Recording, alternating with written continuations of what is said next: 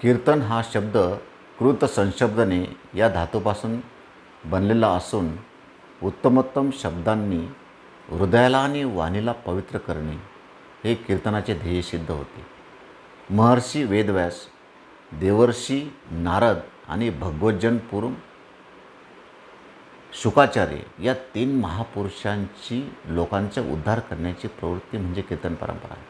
कीर्तनाने समाज हा ईश्वरपरायण होतो. यालाच कीर्तन भक्ती असं म्हणतात. आणि अनेक लोकांना आकर्षित करून मार्गाला लावण्याचा एकमेव उपाय या कीर्तन भक्तीमध्ये दिसून येतो. म्हणून दत्त महात्म्याच्या पहिल्या अध्यायामध्येच वासुदेवानंद सरस्वती हे कीर्तनाचं महात्म्य वर्णन करतात किंवा ईश्वर भक्तीचं महात्म्य वर्णन करतात.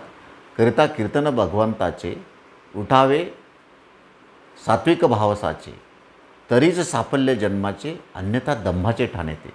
जे अलीकडल्या काळामध्ये कीर्तन परंपरा जी चालू आहे त्या कीर्तन परंपरेने या वचनाला आपल्याला विसरून चालणार नाही याचं भान आपल्याला ठेवावं लागेल.